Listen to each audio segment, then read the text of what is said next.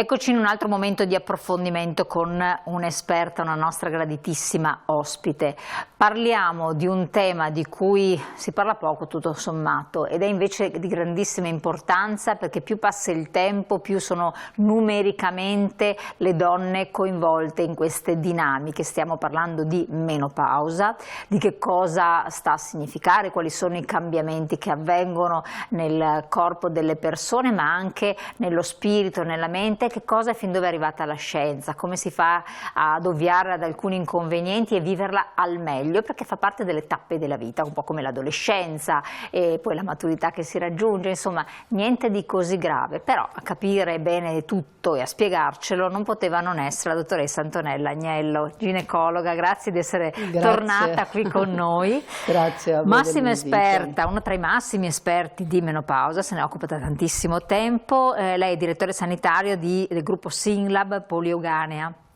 E segue costantemente, quindi attualmente operativa, tante pazienti in tante dinamiche problematiche, però con il tempo ha trovato questa chiave di lettura di certe situazioni, vero, diciamo, dottoressa? che poi l'età ti aiutano a capire, aiuta a comprendere meglio. Sì. Allora, per spiegare, chi ci ascolta magari può darsi che l'abbia già passata o la stia vivendo, perché poi il target delle televisioni è la via di mezzo, del cammino. Intanto ringrazio di questa opportunità, perché come ha detto lei non se ne parla comunque mai abbastanza, e ci sono ancora c'è un disorientamento a volte della donna che non sa bene comprendere ciò che accade, perché è vero che è una fase fisiologica, però ci sono dei cambiamenti che possono impattare molto sulla qualità della vita.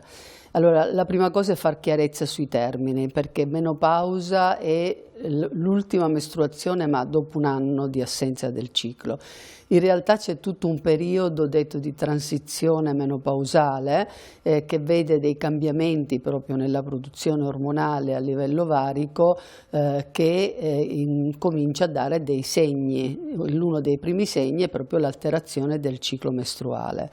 A volte, la fermo un secondo per capire, e intorno a quale età può verificarsi in questo? Media, certo, in media l'età è detta 50 anni, però può essere dai 45 ai 55, perché soltanto prima forse dei 40 anni parliamo di menopausa precoce, quella in particolare in pazienti che ce l'hanno o in maniera non naturale, perché magari vengono isterectomizzati per patologia o per cause genetiche. Però in media attorno ai 50 anni l'età della menopausa, ma ci si prepara un po' prima. Io dico sempre che ci si prepara dalla prima mestruazione, perché man mano poi l'ovaio fa il suo lavoro, un po' si consuma, e quindi a un certo punto gli ormoni che normalmente vengono prodotti, cioè gli estrogeni, progesterone, testosterone, perché poi pensiamo solo agli estrogeni, ma insomma questi ormoni cominciano a calare, e gli effetti di questo calo ormonale è evidente, perché in particolare gli estrogeni vanno a impregnare tantissime parti del nostro corpo, dal cervello alle ossa, alla cute, quindi man mano che questa quantità di estrogeni viene a diminuire, noi cominciamo a vedere delle alterazioni. In particolare, come dicevo prima, una delle prime alterazioni è il ciclo irregolare, si comincia a saltare, no? Magari 3 mesi viene, poi non viene. Qualcuno invece ha quello che chiamiamo iperestrogenismo relativo, quindi ha come conseguenza dei cicli molto ravvicinati e abbondanti, però più frequentemente irregolari, nel senso di periodi di amenorrea, finché poi arriva l'ultima mestruazione e magari dopo un anno si può decretare, diciamo, menopausa. Questo però noi lo vediamo anche attraverso degli esami del sangue, perché nel momento in cui andiamo a fare un dosaggio di quelle che sono le gonadotropine, cioè l'FSH, LH e dell'estradiolo, cioè degli ormoni che regolano il sistema, vediamo proprio dei cambiamenti, e questi cambiamenti avvengono in maniera graduale nel tempo, con le conseguenze sul ciclo e poi sulla vampata. E la vampata credo che meriti veramente una menzione. E adesso parliamo appunto della menzione particolare. Volevo chiederle questo: quando le donne affrontano questa anche alcuni definiscono premenopausa, primi segni, eccetera. È bene di norma andare a farsi visitare, mettersi sotto controllo medico oppure con il proprio ginecologa di riferimento, o magari trovarne una a seconda della situazione? Premesso che la donna dovrebbe in maniera regolare fare i propri controlli, perché non esiste solo la menopausa, anzi quello forse è un momento in cui date le alterazioni la donna va dal ginecologo, però bisognerebbe avere la buona abitudine durante anche la vita fertile, per la prevenzione dei tumori e di altre patologie, di avere un rapporto di fiducia con il proprio medico, con il proprio specialista. A maggior ragione in questo momento sicuramente il proprio ginecologo è la persona con cui confrontarsi per orientarsi in quello che succede, che un pochino disorienta, no? Perché cominci a capire che non ti senti più lo stesso, perché cominci appunto ad avere lo sbalzo di mestruazione, la vampata, un po' di nervosismo o di umore depresso più del solito, se magari lo eri anche prima, la incapacità a concentrarti, cioè tutta una serie di sintomi che non è detto che la donna li abbia tutti. Infatti non si parla di malattia, si parla di sindrome menopausale per indicare che possono esserci tante manifestazioni. C'è chi apparentemente non ha nulla e sta bene, anzi, come dire, se n'è pure liberata, c'è chi invece magari sta molto male e ha bisogno di aiuto. Queste varietà, queste tipologie di affrontare la patologia sono di carattere familiare, quindi sono multifattoriale perché sicuramente c'è una componente genetica, personale, però poi ci sono anche tante situazioni di contesto per cui la donna magari che è molto occupata, che ha una vita molto impegnata, tende così magari a passare sopra certe cose più facilmente, però in ogni caso sicuramente è proprio tanti fattori che lo determinano. Questo è complessa la nostra macchina endocrina, neuroendocrina, e quindi l'importante appunto è mettersi in contatto con lo specialista e raccontargli innanzitutto senza tabù, perché ci sono tanti argomenti che sono importanti in menopausa ma che ancora magari anche nel contattare lo specialista non si affrontano. Certo. Ma andiamo con ordine magari. Assolutamente, lei prima ha accennato al discorso della vampata famosa. La vampata è stata negli anni un po' banalizzata, anche a volte dai medici stessi, oltre che dalle pazienti, a dire vabbè, non importa, mi soffio e mi passa il momento.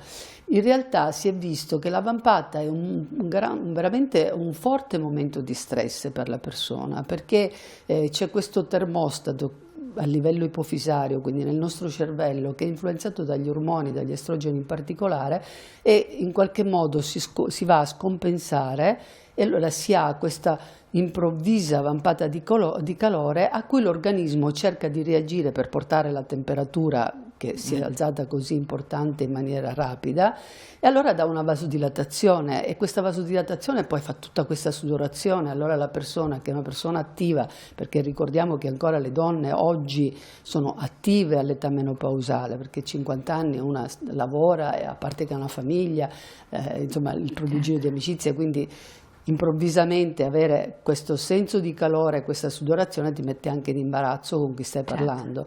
E questo è veramente una frustrata per il cuore, perché addirittura sì, infatti ormai scientificamente si è stato rilevato che le donne che hanno più vampate hanno un maggior rischio cardiovascolare. Ecco perché non è più così banale. Noi abbiamo sempre la paura del tumore al seno, perché se ne parla tanto, perché si scopre perché ci sono tanti casi. In realtà le donne muoiono, soprattutto dopo la menopausa, un po' come per l'uomo, per malattie cardiovascolari, per coronaropatie. Perché? Perché dopo la menopausa un po' il quadro diventa un po' simile all'uomo e hai un maggiore rischio. La vampata è un indicatore per chi ha 7, 8, 9, 10 vampate al giorno. non bisogna prendere solo un ventaglio e rinfrescarsi, bisogna farsi aiutare e magari fare una terapia se possibile. Ecco, questo che sta dicendo lei è estremamente importante, secondo me, è anche molto interessante, proprio perché effettivamente è oggetto a volte così di sorrisi, di prese in giro, di vampate, di calde, eccetera, però se ha questa compromissione di più organi, quindi non solo la parte di sudorazione ma anche del cuore, eccetera, è grave. Certo, è grave, diciamo, e non è un fattore saperlo importante, è un fattore importante. Una volta si banalizzava, adesso questo ormai gli studi scientifici l'hanno evidenziato, quindi un conto è avere 1 o 2 vampate al giorno, è un conto, e poi anche lì c'è che li ha molto precocemente e se le porta avanti per anni. Perché anni di vampate, quindi. Allora, nella maggior parte dei casi per qualche anno, ce le hanno per qualche anno e poi dopo spariscono, però c'è purtroppo almeno un 15% che va avanti veramente per tanti anni, se non si aiuta ovviamente in qualche modo. Come si aiuta in qualche modo? Allora, adesso apriamo lo spettro degli aiuti e chi ci ascolta già incomincia a dire sì, no. A parte che l'aiuto non è solo per la vampata, perché poi la vampata è perché è la cosa più immediata, no?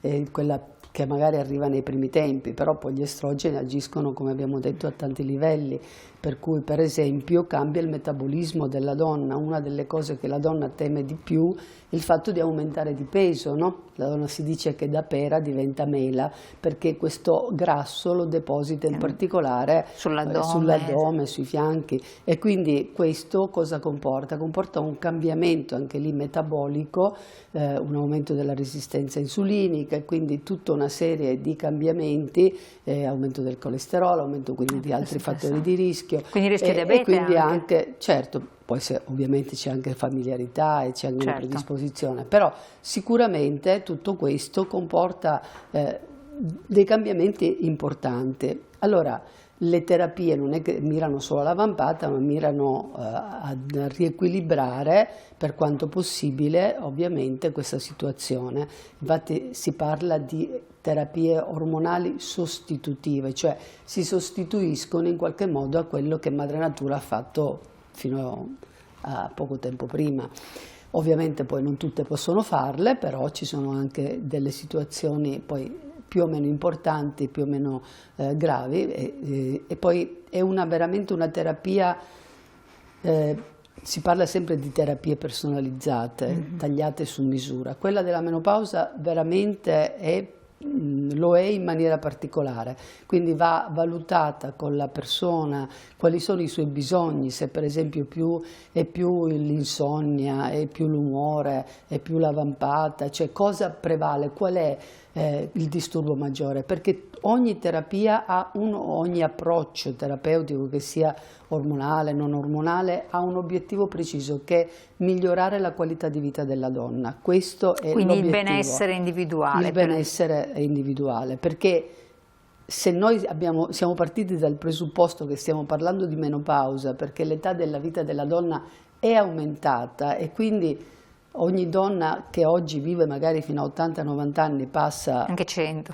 anche 100, vabbè, ma passa moltissimi anni. Allora, se io aumento la quantità ma non aumento la qualità della vita e quindi magari ho tante disabilità, certo, non è certo una conquista vivere tanto a lungo. Dottoressa, ma quanto può durare sostanzialmente questa sindrome? Cioè quanto è previsto? È molto, molto personale. E poi ripeto, ci sono degli effetti a breve termine, come magari la vampata che poi può passare, ma pensiamo per esempio al ruolo che hanno gli estrogeni, ad esempio, sull'osso, no? Perché anche, quindi l'osteoporosi. E quindi la possibilità che ci sia, anche lì c'è una componente genetica, per cui se magari c'è già una familiarità per osteoporosi, l'influenza della carenza degli estrogeni può mettere in evidenza dopo la menopausa tutto questo.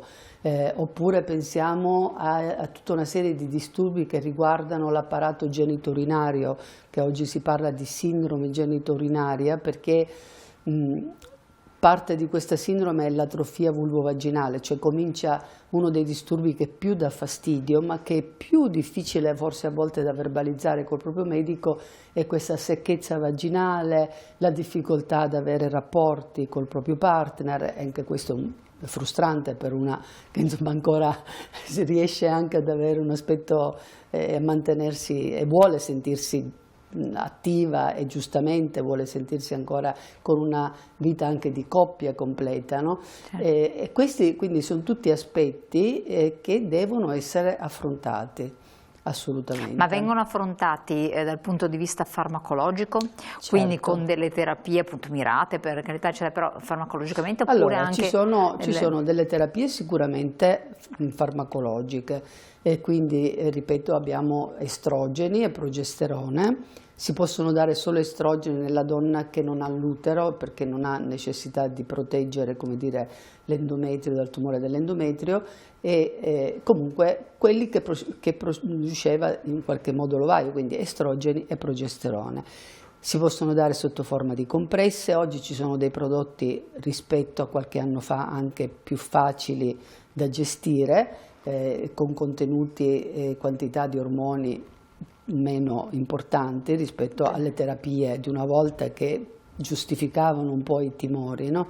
Guardi, questa cosa qui è importante dirla. A me capita spesso di interagire negli anni ormai con professionisti, anche gli oncologi soprattutto, certo. E raccontano che 5 anni sono un'era glaciale, sono un periodo lunghissimo. In 5 anni è cambiata molto la cura, per esempio, certo. Nell'ambito oncologico, così come in tanti altri ambiti di certe patologie o malattie rare, eccetera. Certo. Lo stesso lei sta dicendo che la cura ormonale in caso di menopausa adesso è diversa magari da 5, 10, 15 anni fa, però il passaparola resta ancorato, certo, a chi l'ha vissuto in quel momento. Lei ricorderà che c'è stato uno studio americano, lo studio Y, che ha un po' destabilizzato l'informazione su questo, per cui prima si era partito, diamola a tutti, dopo no addio. Perché? Perché è stato fatto uno studio ma dando gli ormoni a pazienti sbagliate di una certa età, obesi, ipertese.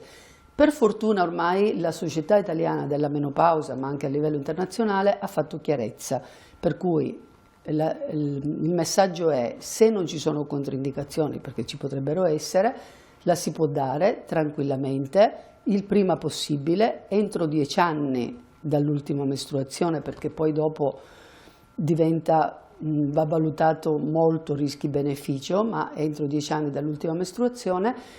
E la cosa bella di recente che è stato scritto è che non è necessario, vanno fatti i dovuti controlli annualmente, ma non è necessario sospendere, perché uno dei problemi a volte è che la donna magari dopo qualche anno sospende e si ritrova un po' ad avere ancora alcuni disturbi e vuole continuare. Bene, oggi si sa che magari si passa a dosaggi più bassi, però si può continuare facendo i dovuti controlli, quindi controllando gli esami del sangue, la mammografia, che è importante perché uno dei timori, no, è stato sempre il tumore al seno, ma l'incidenza è veramente minima perché ci sono delle cose che sicuramente lo fanno aumentare di più come rischio, e quindi facendo i controlli adeguati annuali la donna può con tranquillità fare questa terapia ormonale. Ci sono dei casi in cui è controindicata, perché se già la donna per esempio è stata trattata, è stata operata per un tumore al seno, non puoi, anche se vai in menopausa, dargli la terapia ormonale, sarebbe veramente troppo, quasi un pochino rischioso, no? E allora a questo punto ci sono anche dei prodotti naturali, anche qui diciamo che c'è sempre più studio, perché non parlo delle cose così da banco, ma proprio dei prodotti che dalla cimicifuga racemosa agli estratti di polline liofilizzato, dei prodotti che sono sempre più efficaci anche nella donna che magari ha vampate ma è stata operata al seno e quindi vuole una qualità di vita. Poi ci sono quelli che hanno come unico disturbo i disturbi genitali, no? Proprio la secchezza, disturbi nei rapporti sessuali, cistiti ricorrenti. Allora in questo caso si possono fare delle terapie locali. delle terapie locali che sono con idratanti, se non si possono anche lì utilizzare degli ormoni, e non parlo di lubrificanti, perché il lubrificante è quello che metti magari al momento del rapporto per non avere particolari disturbi, ma degli idratanti a base di, non so, collagene, ma lo mettiamo dappertutto, quindi anche in questo senso, e poi delle terapie ormonali che sono fatte con ormoni che non vanno in circolo e quindi si possono usare con tranquillità a livello genitale, oppure il prasterone, che è una sorta di ormone bioidentico, oppure con dei serme, cioè delle sostanze come lo spemifene, che viene preso per bocca ma che agisce benissimo a livello di secchezza vaginale, di rapporti dolorosi e quindi anche di cistiti ricorrenti, e quindi abbiamo una gamma di prodotti molto vasta, cui, questo punto. Ecco,